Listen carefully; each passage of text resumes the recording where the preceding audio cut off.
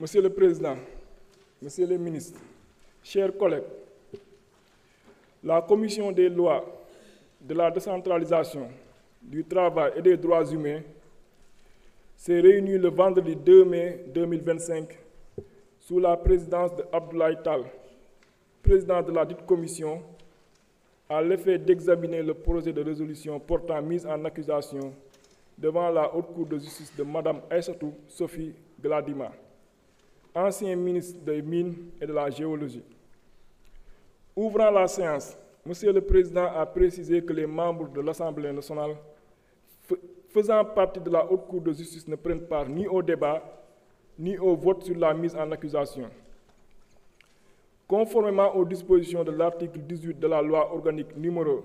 2002-10 du 22 février 2002 sur la Haute Cour de justice. Il a par ailleurs informé que le ministre de la Justice, garde des Sceaux, a saisi le président de l'Assemblée nationale par lettre en date du 14 avril 2025 qui a pour objet la poursuite pénale à l'encontre de Mme Aïssatou Sophie Gladima, ancien ministre de la République. D'après cette correspondance, le procureur de la République, près du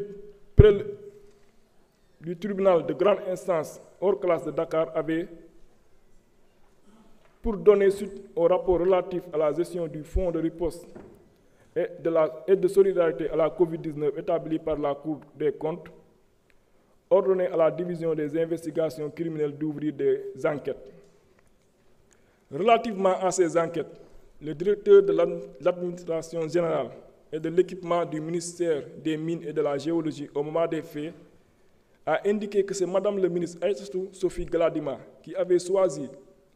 pour l'utilisation de la somme globale de 1 milliard de francs CFA du fonds Force Covid mis à la disposition du département d'ériger un centre gravimétrique à Kédougou pour les orpailleurs impactés par la pandémie. Il a expliqué que le marché avait été attribué à la société commerciale du groupe ISA dit SCGI qui avait déjà acheté le matériel pour un montant de 119 879 070 francs CFA et n'attendait que la disponibilité du site pour la construction de l'ouvrage d'un coût de 73 200 000 francs CFA. Il a aussi révélé que le gouverneur de la région de Kédougou avait été sollicité en vain pour la mise à disposition d'un terrain de 1000 mètres carrés. Le DAGE a également souligné que Madame le ministre Aïssatou Sophie Gladima lui avait donné son aval pour payer la somme de 73 200 000 francs CFA aux fournisseurs contre une déclaration sur l'honneur et une facture en bonne et due forme. Il a reconnu avoir agi en marge de la réglementation qui exige le paiement après service effectué. Interrogé à son tour, le nommé Ibrahima Issa a indiqué avoir déjà exécuté le premier volet du marché portant sur l'acquisition de matériel d'un coût global de 119 870 000 francs CFA. S'agissant du second volet, il a expliqué qu'il attendait la mise à disposition d'un site pouvant abriter l'unité de traitement gravimétrique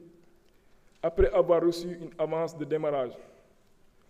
Le nommé Ibrahima Issa a également soutenu que c'est le DAGE qui avait décidé, certainement avec l'accord de sa hiérarchie, de lui verser le reliquat avant même l'exécution des travaux. Il a aussi déclaré avoir encaissé de bonne foi la somme de 73 200 000 francs CFA, sans service fait, tout en déclarant être disposé à procéder à son remboursement. Il a ainsi produit un procès-verbal de constat d'issue en date du 15 avril 2023 avec les planches photographiques attestant de la présence du matériel destiné à la construction du dit centre entreposé dans son domicile et au siège de sa société, sise au rond-point Escowa à Dakar. Réentendu le 19 mai 2023, le nommé Ibrahima Issa a déclaré que le directeur de l'exploitation minière artisanale et à petite échelle du ministère des Mines et de la Géologie l'avait invité par correspondance à acheminer l'ensemble du matériel de l'unité de traitement gravimétrique à Kédougou. Il a souligné qu'à ce titre, tout le matériel est maintenant sur place,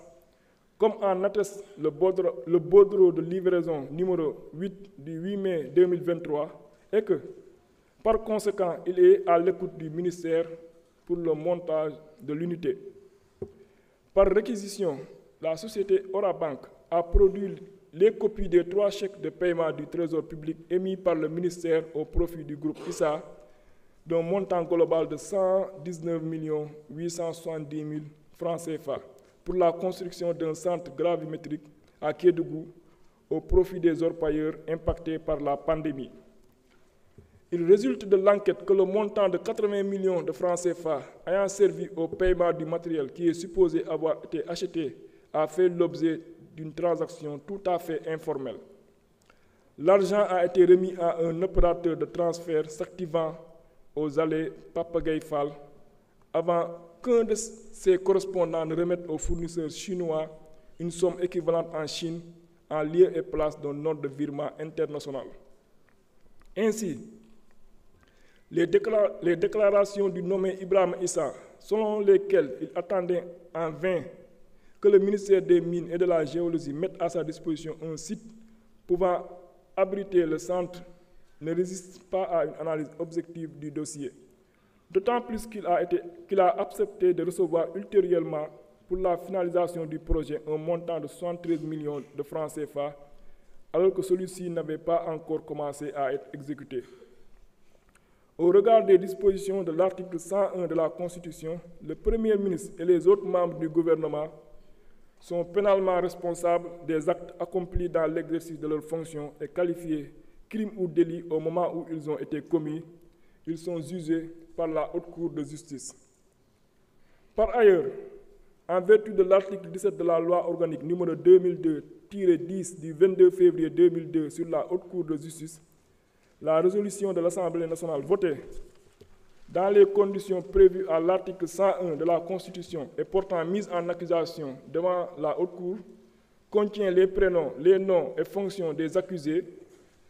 l'énoncé sommaire des faits qui leur sont reprochés et, dans les cas prévus à l'alinéa 2 de l'article 101 de la Constitution, le visa des dispositions législatives en vertu desquelles est exercée la poursuite. Considérant qu'il résulte de tout ce qui précède des indices et présomptions graves et concordantes d'association de malfaiteurs, de détournement de deniers publics, d'escroquerie portant sur des deniers publics, de blanchiment de capitaux et de complicité de ses chefs contre Mme Aïssatou Sophie Galadima, ancien ministre des Mines et de la Géologie, pour un préjudice évalué provisoirement à la somme de 193 070 000 francs CFA. Fait prévu et puni par les articles 238, 239, 152, 153, 45, 46 du Code pénal, 140 du Code de procédure pénale. Et la loi 2004-8 du 14 février 2024 relative à la lutte contre le blanchiment de capitaux, le financement du terrorisme et la prolifération des armes de destruction massive. Sous le bénéfice de ces considérations, Monsieur le ministre de la Justice, garde des Sceaux, sollicite conformément aux dispositions citées ci-dessus sa mise en accusation devant la Haute Cour de justice. Enfin, Monsieur le Président a procédé à la lecture du projet de résolution concernant l'ancien ministre Aïssatou Sophie Galadima. Le dit projet est annexé au présent rapport. À la suite de ce qui précède, les membres de la Commission des lois, de la décentralisation, du travail et des droits humains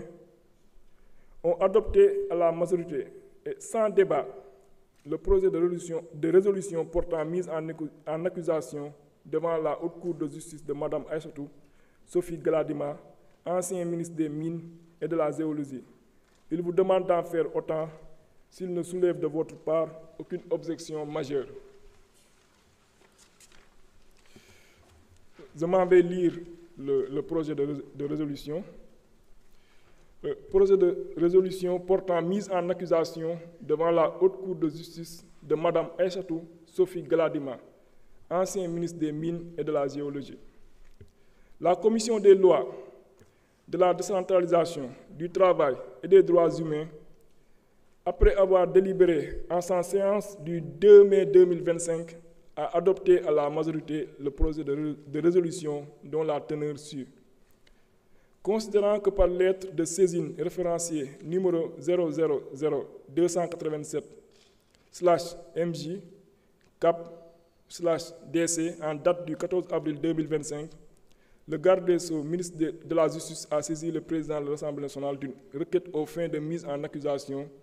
de Mme Aïssatou Sophie Gladima, ancienne ministre des Mines et de la Géologie.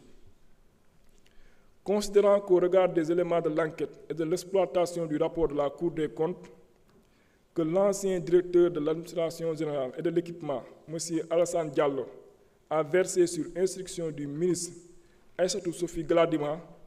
la somme de 73 200 000 francs CFA pour les travaux de construction de l'unité de traitement gravimétrique de Kédougou, confiée à la société commerciale du groupe ISA, lesquels travaux n'avaient pas démarré au moment du paiement. Par conséquent, il a été procédé au paiement avant l'exécution même des services,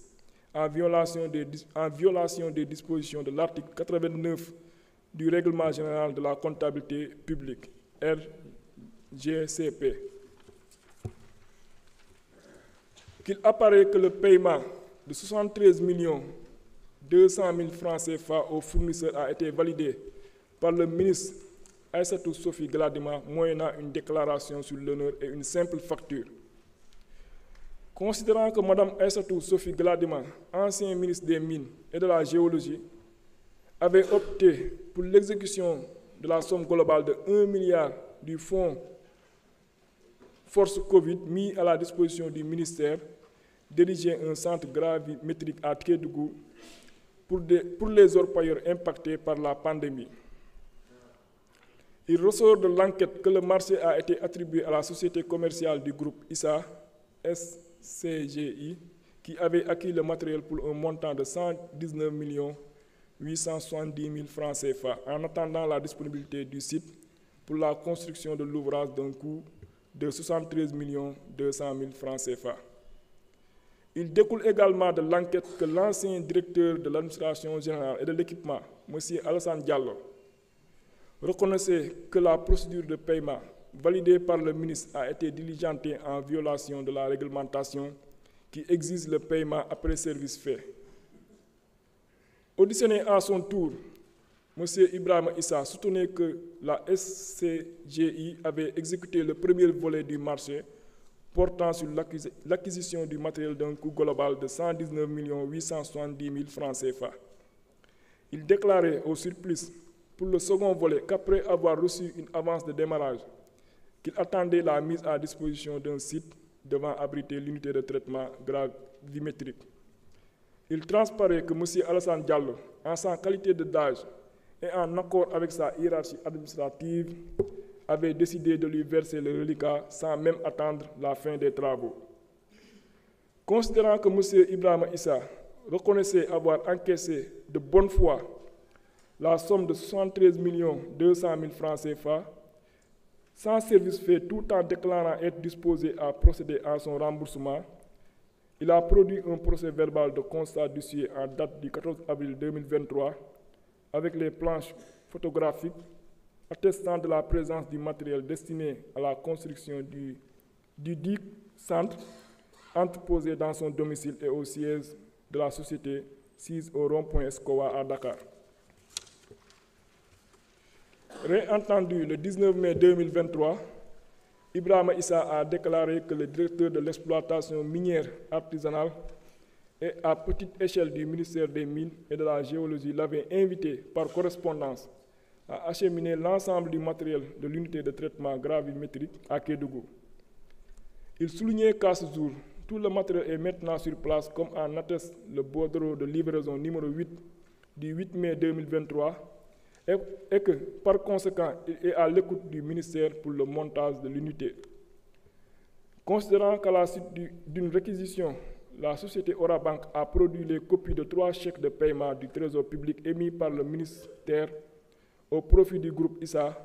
d'un montant global de 119 870 000 francs CFA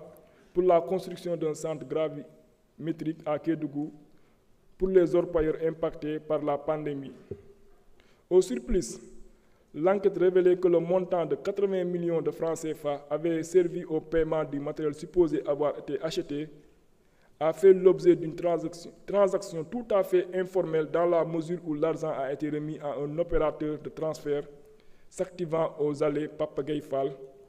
avant qu'un de ses correspondants ne remette au fournisseur chinois une somme équivalente en Chine. Cette démarche informelle fut préférée à un ordre de virement international plus conforme à l'orthodoxie requise en la matière. Il a été constaté lors des enquêtes que les déclarations de Ibrahima Issa, selon lesquelles il attendait en vain que le ministère mette à sa disposition un site pouvant abriter le centre,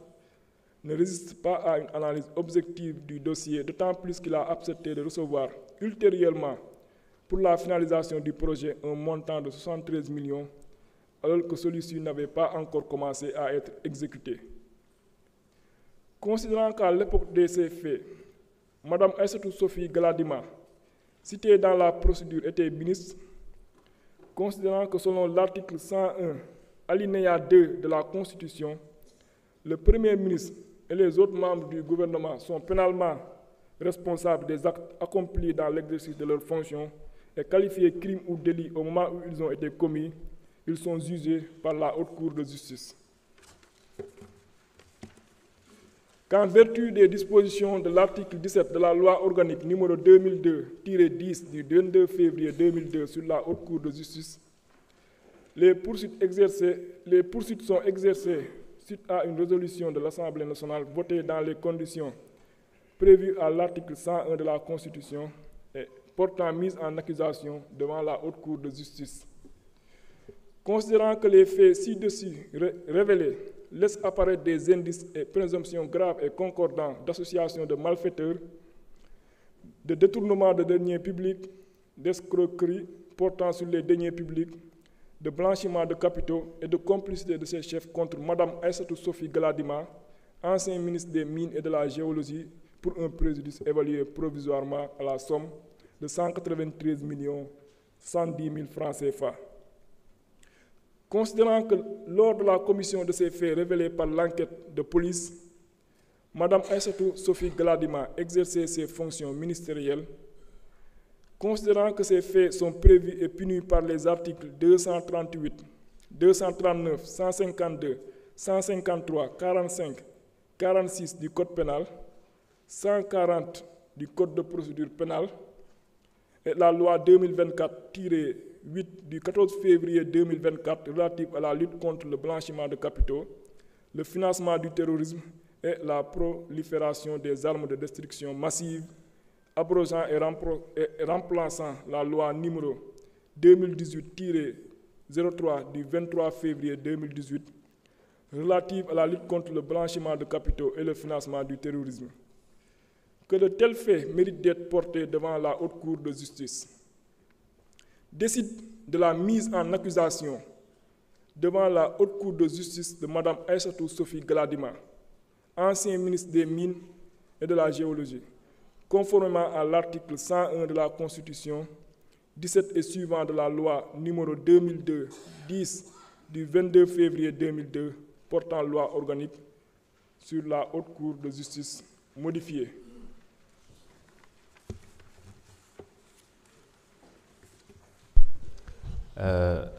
Vous souhaitez continuer ou bien on laisse au deuxième rapporteur, M. Diouf? C'est bon? Oui. Allez-y. L'ordre du jour appelle l'examen du projet de résolution de mise en accusation devant la Haute Cour de justice de l'ancien ministre Ismaïla Madior Fall. Man nga ñu lire le rapport du projet de résolution.